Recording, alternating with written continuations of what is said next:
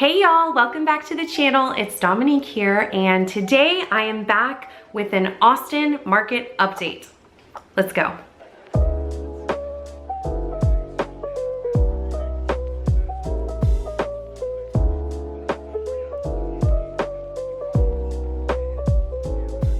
Hi guys, welcome back. Long time no see. I know it's been a minute. It's been a long minute. How have y'all been? I hope you are having a great almost fall. I'm so excited. Fall is my favorite time of year, especially here in the Austin area, because we finally start getting cooler weather, and I love fall. I love scary movies. I love Halloween. I love fall candles. I love pumpkin spice. Obviously the weather is way nicer here, but we've had a really mild summer. It hasn't been bad. We did a bit of traveling. I'll insert some pictures, but we went to Europe. So I was with my family and traveling, and so we were away for a part of the summer, but it really wasn't that bad. We didn't have many, I don't even know if it hit 100, did it? I would have to look. But it wasn't that bad. And then when I got back, probably, yeah, I guess in August, it started heating up.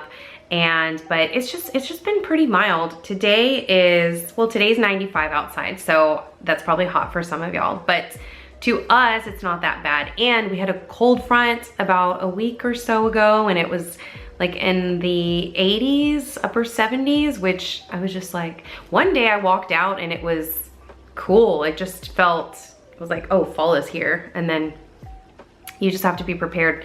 I was seeing all these memes like, oh no, second summer is coming. And then of course, you know, the temperatures rose again. But anyway, I hope y'all been well.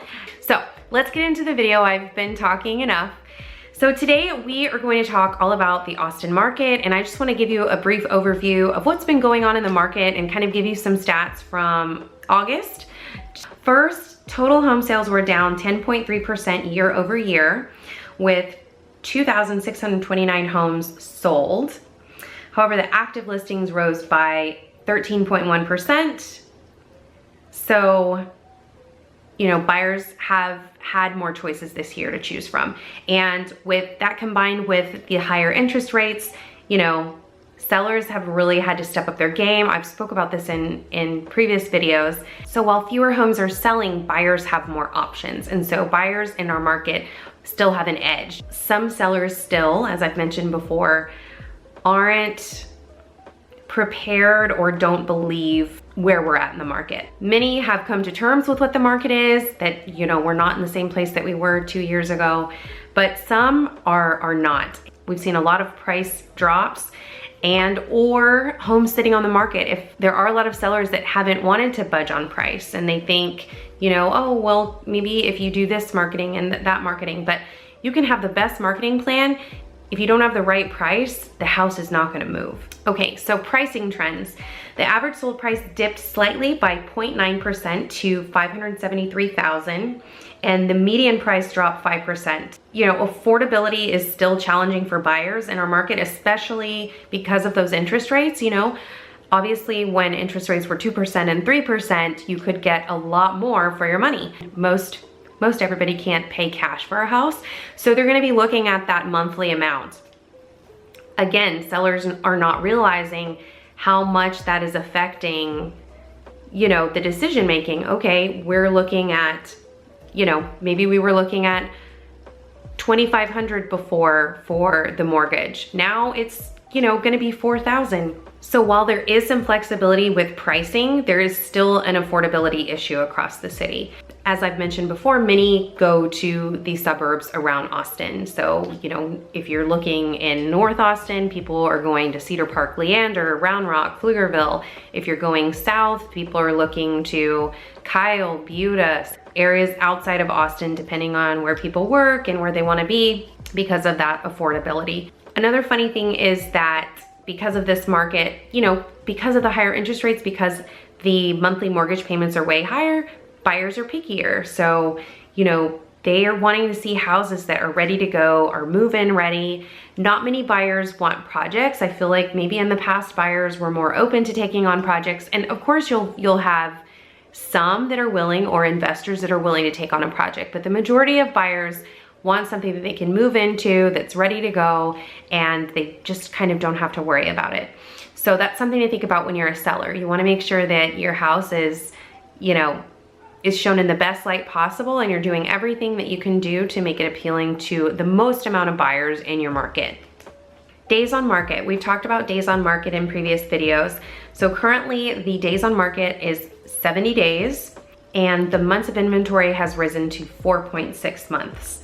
So if you're a seller and you're looking at, okay, what can I expect? 70 days is gonna be the average, what you can expect. Now, of course, your pricing and your marketing, all of that, the condition, you know, whether or not the house is staged, all of these factors are gonna play into how quickly your house moves. But that is the average of what we're seeing. And of course, we see some that go off the market really quickly within a week or so. But again, it's really gonna depend on that pricing and where you position the house in the market. So homes are taking longer to sell, they're sitting on the market longer, so buyers have more options and the sellers are facing stiffer competition. Now, as we head into the fall, inventory starts to lower, of course, because many people are heading into the holidays. They, you know, usually things kind of pick up after August a little bit because everybody's back to school, so August is typically a slower month. And then things start to pick up a little bit in September, October, and then as we head into November and December, people are kind of just hibernating, and then things will again start to pick up come, you know, January, February, and heading into the spring. Another big thing, of course, is interest rates. So we had some very high interest rates, you know, nearing 8, getting close to 8% in the upper 7s, and rates have been coming down. Let's see, the 30-year fixed rate as of today is 6.14.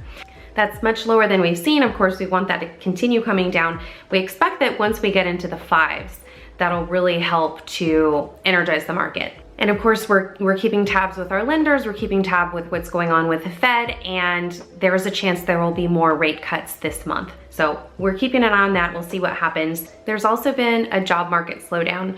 I've had many friends that have been affected, especially, of course, we all know that the tech industry has been affected. I've had friends that have been laid off. And so of course that affects the market coupled with the higher interest rates.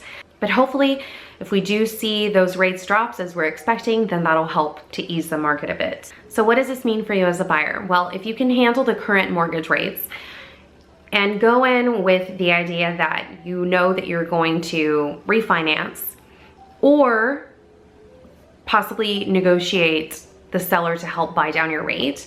Even though there's more inventory in the spring, there's more competition that you're up against. You're up against more buyers if you wait until the spring. Whereas if you look at this opportunity before kind of we get into the holidays and, you know, there's way less inventory, you know, you can find some gems on the market that maybe have been sitting for a while. The sellers really do need to sell, and so they're willing to negotiate, they're willing to work with you.